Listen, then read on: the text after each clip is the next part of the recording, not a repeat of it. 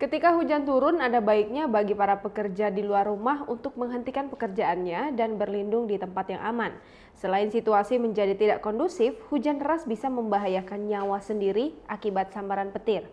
8 orang pekerja tewas tersambar petir saat berteduh setelah mengerjakan saluran air.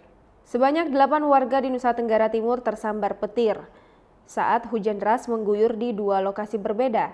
Peristiwa sambaran petir pertama terjadi di Dusun Senenu, Desa Bokong, Kecamatan Teberu, Nusa Tenggara Timur, Selasa 1 Desember 2020.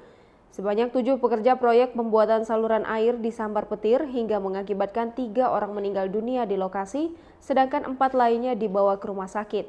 Sementara di Kabupaten Timor Tengah Utara, seorang warga juga tewas akibat disambar petir.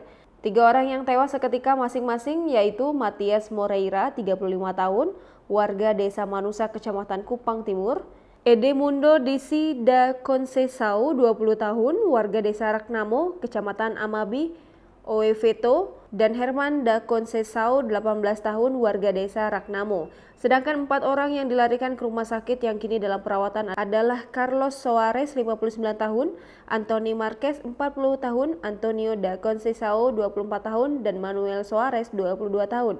Keempat orang itu tercatat sebagai warga Desa Oevato, Kecamatan Amabi Oeveto, Kabupaten Kupang. Ibda Elpidus menjelaskan 7 orang itu adalah pekerja proyek pembuatan saluran air di Dusun Senenu, Desa Bokong, Kecamatan Tebenu.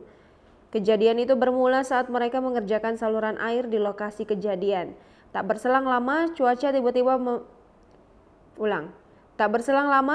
tiba-tiba mendung disertai hujan lebat. Mereka akhirnya menghentikan pekerjaan dan berteduh di sebuah rumah darurat yang ada di sekitar lokasi. Sewaktu berada di dalam rumah kebun tersebut, 3 orang yang meninggal ini asyik bercerita sedangkan 4 orang lainnya tidur. 3 orang langsung tewas di tempat dengan posisi 2 orang saling tindih dan 1 dalam keadaan terpental. Para pekerja lainnya yang berada di dekat lokasi kejadian langsung mengevakuasi 7 korban ke Rumah Sakit Kota Kupang.